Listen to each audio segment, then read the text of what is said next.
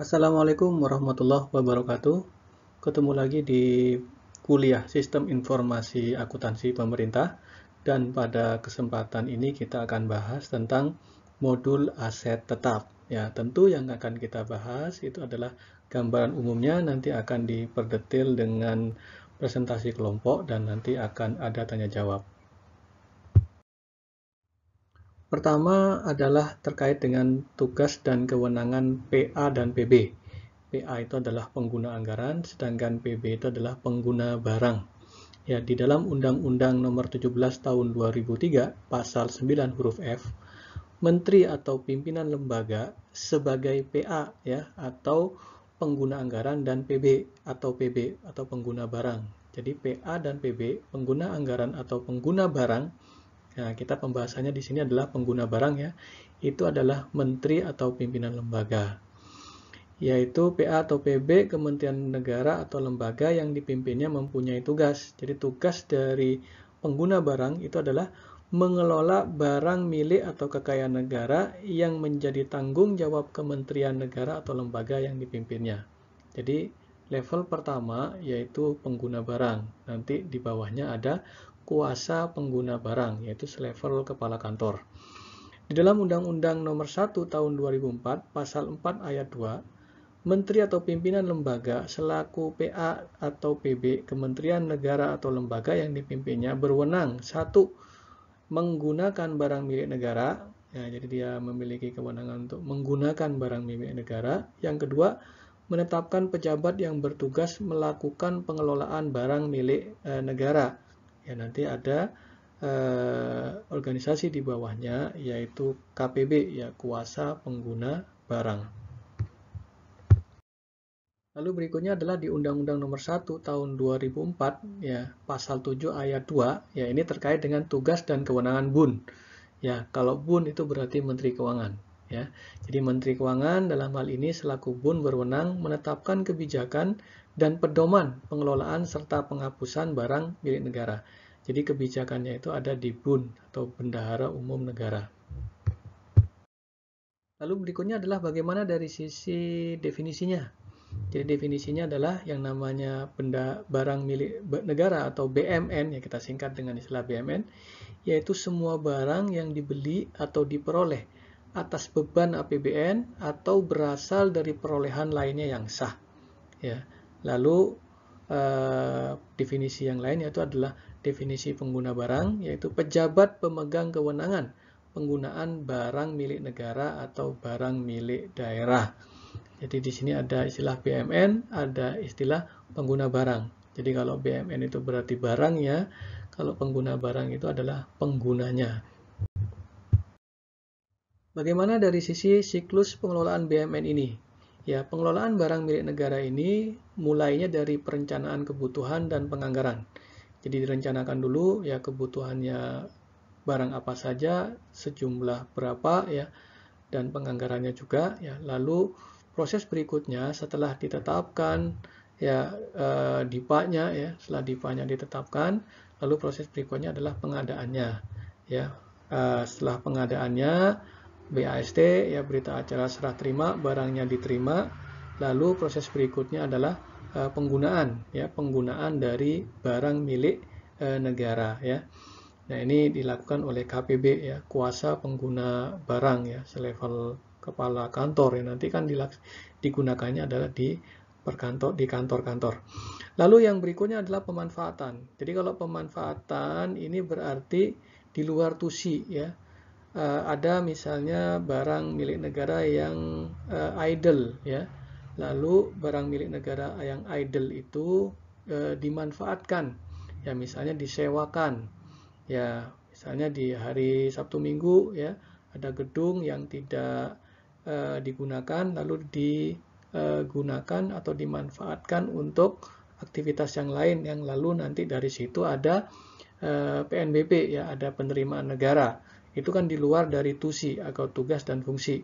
Nah, di luar dari TUSI ini istilahnya adalah pemanfaatan. Tapi kalau digunakan untuk rapat-rapat, misalnya gedung digunakan rapat-rapat sesuai dengan tugas dan fungsi dari institusi itu, maka namanya penggunaan. Tapi kalau di luar tusinya itu adalah pemanfaatan ya. Pemanfaatan ini biasanya disewakan ya.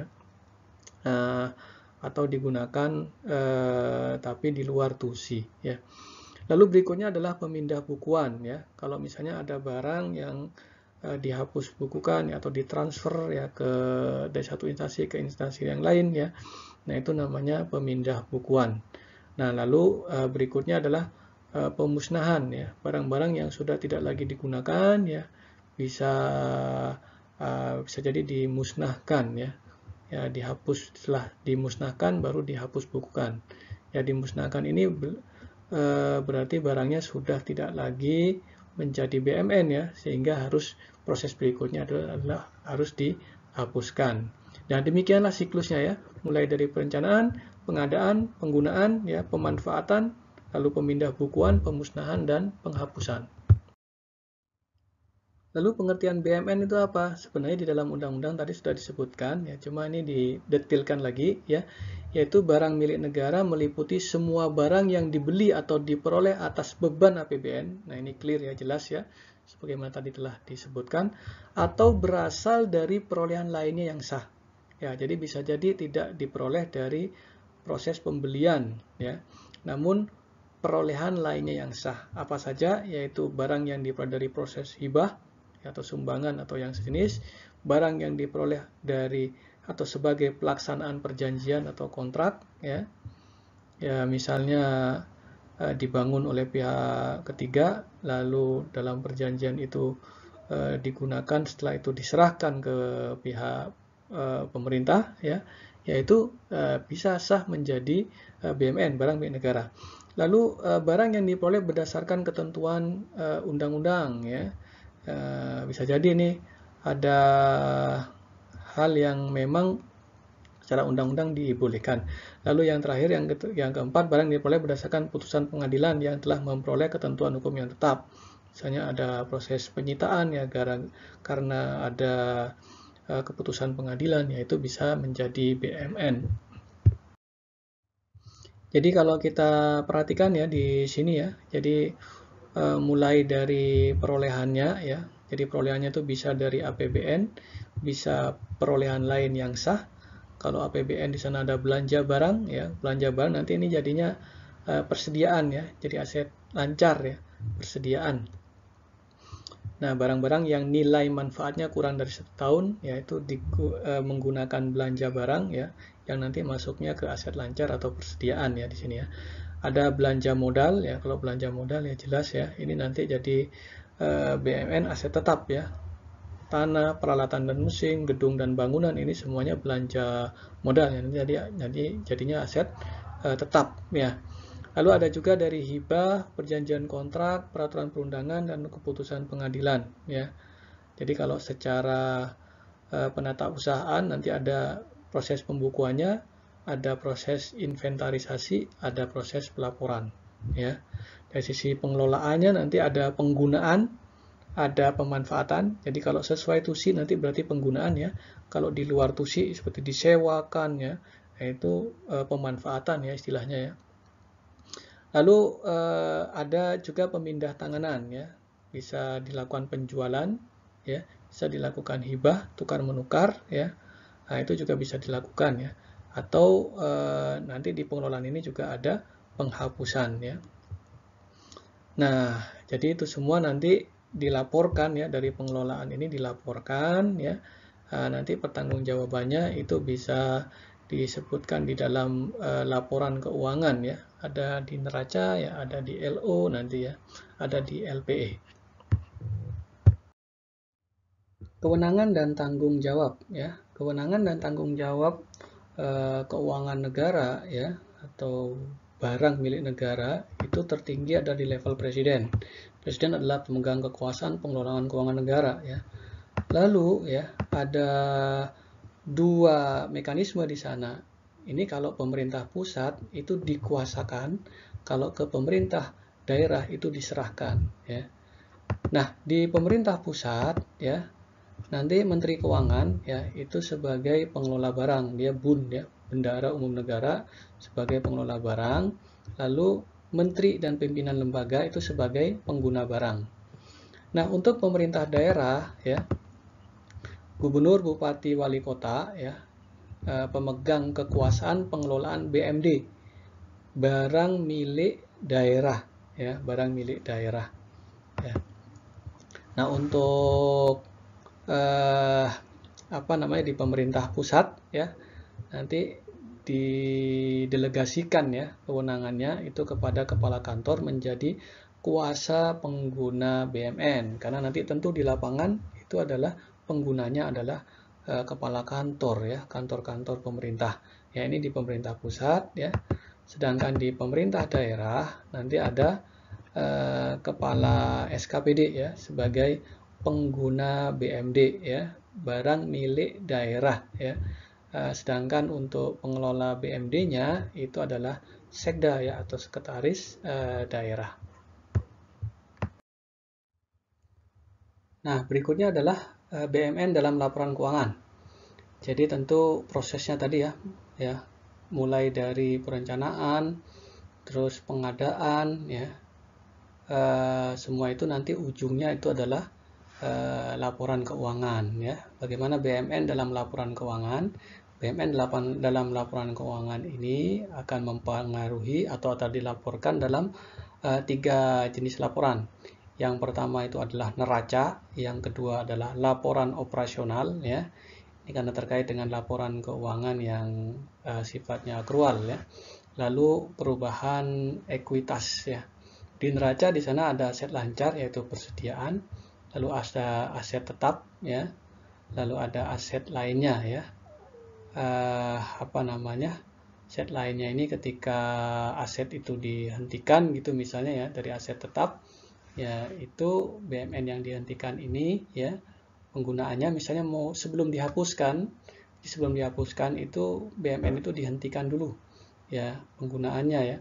Nah, itu begitu dihentikan penggunaannya itu direklas dari aset tetap menjadi aset lainnya ya. Ini contohnya ya, nanti akan dilaporkan di aset lainnya.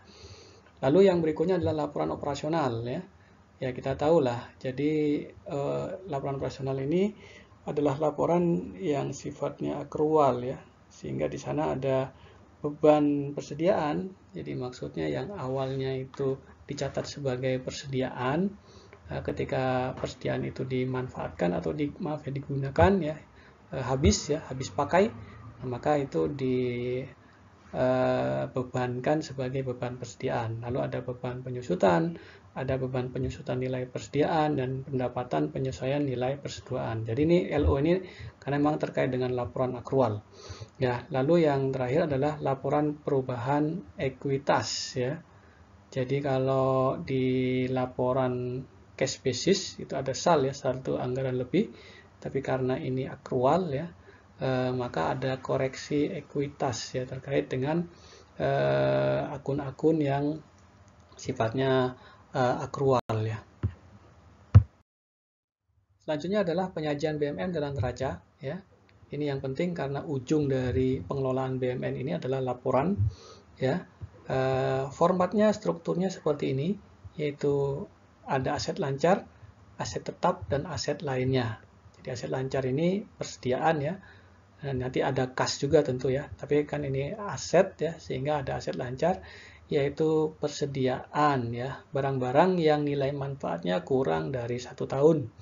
Lalu aset tetap ya, barang-barang yang nilai manfaatnya lebih dari 1 tahun, tanah, peralatan dan mesin yang lebih dari setahun, gedung dan bangunan, jalan irigasi dan jaringan, aset tetap lainnya ya, konstruksi dalam pengerjaan ya, akumulasi penyusutan aset tetap ya. Ini karena terkait dengan accrual basis ya. Lalu aset lainnya ya, kemitraan dengan pihak ketiga, aset tak berwujud, aset tetap yang dihentikan, dan penggunaan aktif pemerintah ya. Ini maksudnya aset-aset yang sudah mau dihapus, dihentikan, lalu dari aset tetap direklas ke aset tetap yang dihentikan ini ya. Lalu akumulasi penyusutan aset lainnya ya. Lalu penyajian BMN di dalam laporan operasional ya. Kita ketahui ini adalah laporan akuntansi berbasis akrual ya. Ada kegiatan operasional, ada kegiatan non operasional. Di kegiatan operasional ada beban persediaan. Jadi yang tadinya persediaan itu dicatat sebagai aset, lalu ketika sudah dimanfaatkan, ya terpakai, ya karena habis terpakai, nah itu menjadi beban, ya jadi beban persediaan, ya beban pemeliharaan, ya beban barang untuk diserahkan kepada masyarakat, ya maksudnya ketika beli barang untuk diserahkan ke masyarakat, yaitu diklasifikasikan sebagai persediaan, lalu ketika diserahkan kepada masyarakat itu menjadi beban barang untuk diserahkan kepada masyarakat, ya. Ada beban bantuan sosial, ini mirip dengan beban barang untuk diserahkan kepada masyarakat, ya. Lalu yang terakhir adalah beban penyusutan dan amortisasi, ya karena akrual maka mengakui ada penyusutan dan dicatat sebagai beban penyusutan dan amortisasi. Lalu kegiatan non operasional, ya yaitu surplus atau defisit pelepasan aset non lancar. Jadi ketika dilakukan pelepasan aset non lancar, ya, nah di sana ada surplus dan atau defisit, ya.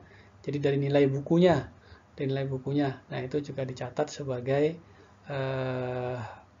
beban atau surplus, ya di LO, ya di bagian kegiatan non operasional, karena memang ini tidak rutin, ya tidak rutin, ya.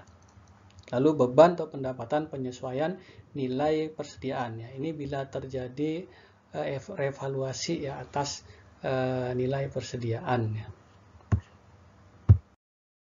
Lalu yang terakhir adalah penyajian BMM dalam LPE, ya laporan, ya perubahan ekuitas, ya.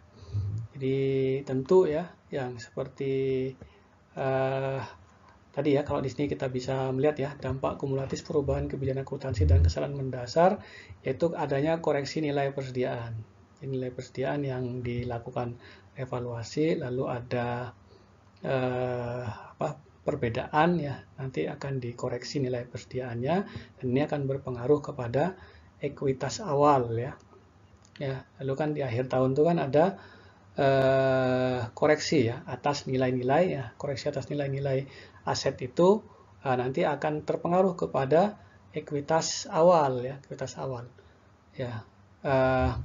Lalu selisih revaluasi aset tetap, ya jadi revaluasi ini ketika dilakukan revaluasi ada selisihnya, ya ini akan berpengaruh ke dalam LPE, ya laporan perubahan ekuitas dan koreksi nilai aset tetap non revaluasi. Baik, ya selanjutnya adalah tadi udah ujungnya, ya laporan. Nah, bagaimana di dalam sistemnya, di dalam sakti, ya di dalam sakti, di dalam sistemnya. Nah, di dalam sistemnya, dalam sistem informasi, sistem aplikasi, ya keuangan tingkat instansi atau sakti, ya itu ada modul aset tetap, ya. Jadi seperti bagaimana kita telah pelajari sebelumnya, ya sakti ini terdiri dari modul-modul, ya dan salah satunya adalah modul aset tetap, ya modul aset tetap. Ya, jadi modul aset tetap ini adalah bagian dari sakti yang berfungsi untuk pencatatan dan pelaporan BUMN berupa aset tetap dan aset tak berwujud. Ya, ini berdasarkan PMK nomor 159 tahun 2018. Ya, jadi ruang lingkupnya itu adalah transaksi BUMN perolehan, perubahan atau penghapusan. Ya, biasanya kalau di sistem itu menunya, istilahnya menunya RUH. Rekam, ubah, dan hapus, ya. Jadi perolehan, perubahan, dan penghapusan. Lalu KDP, ya KDP konstruksi dalam pengerjaan, ya. Ya baik dari proses perolehan, perubahan, dan penghapusannya, ya. Transaksi ATR, ya atau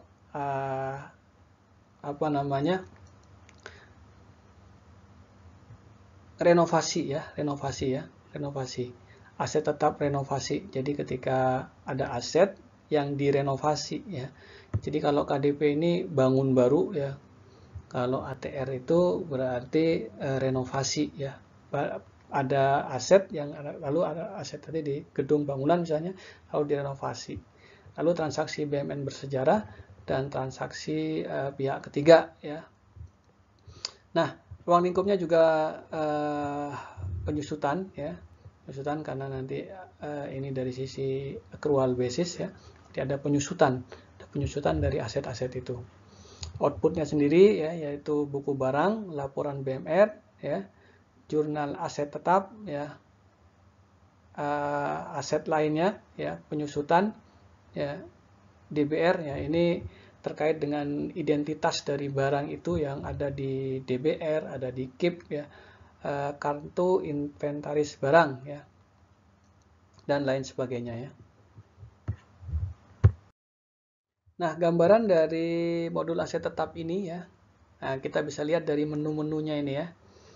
Ya, jadi ada modul aset tetap yang di dalamnya ada RUH, ada pencatatan, ada persetujuan, monitoring, cetak, ADK, membuat summary database, penutupan periode dan pengaturan. Ya, kalau RUH itu berarti rekam, ubah, dan hapus. Ya, jadi kita lihat di sini ya. Ya, jadi RUH itu ada detailnya lagi ya. Ya, transaksi BMN dalamnya ya. Lalu transaksi ini mulai dari perolehan, perubahan, ya, penghapusan, BPY BDS ya. BPY BDS ini adalah aset-aset yang dikelola ya oleh BUMN tapi masih milik negara ya, jadi masih BMN. Ada BMN yang hilang, ada usulan penghapusan BMN ya, tadi yang seperti yang saya sampaikan ya. Di sebelum penghapusan ya, pertama diusulkan penghapusan, tapi ketika pengusulan penghapusan ini dihentikan dulu ya penggunaannya. Lalu ada transfer internal, ini terkait dengan pengelolaan BMN di dalam kantor ya, lokasi-lokasi BMN itu tercatat ya. Lalu berikutnya adalah transaksi KDP, konstruksi dalam pengerjaan ya, pembangunan ya ini ya. Pembangunan bisa dilihat di sini ya, submenu-submenunya. Lalu ada transaksi BMN bersejarah. Nah, kalau BMN bersejarah ini memang khas ya, tidak sama dengan BMN biasa karena mungkin dari sisi nilainya ya, perolehannya yaitu berbeda ya. Sehingga memang dikhususkan di dalam menu tersendiri ya. Transaksi barang pihak ketiga ya, mulai dari perolehan dan penghapusannya ya. Lalu penyusutan ya, ada perhitungan penyusutan ya, perhitungan penyusutan secara periodik. Jadi kita bisa lihat ya, dari transaksinya itu bisa tergambar di dalam menu model aset tetap ini. Terakhir ya, kita kembali ke proses ya di dalam satu siklus sistem informasi pemerintah ini ya. Dalam hal ini Sakti dan SPAN ya. Tapi kalau di sini gambaran ini adalah yang ada di Sakti ya, untuk yang modul aset tetap dan persediaan ini ya. Jadi mulai dari penganggaran, lalu komitmen ya, setelah komitmen pembayaran, di pembayaran juga nanti ada keterkaitan dengan modul bendahara ya. Lalu semuanya itu masuk ke modul general ledger ya tentu ya, karena ini nanti ujungnya di sini jadi laporan. Nah, di sini ada modul aset tetap ya. Dari perolehan dari modul komitmen pembayaran ya, tentu ada aset tetap yang diperoleh ya. Di aset tetap ini dicatat ya, dikelola ya. Semuanya ya, tentu bukan hanya dari APBN tapi juga perolehan yang sah nanti juga dicatat di sini. Nah, nanti masuk dia sebagai pelaporan ya, jurnal persediaan aset dan jurnal aset dan persediaan ya. Baik, demikian ya sebagai pengantar, nanti bisa didetailkan lagi di kelompok yang bertugas untuk melakukan presentasi dan kita diskusi di GCR ya. Baik, assalamualaikum warahmatullahi wabarakatuh.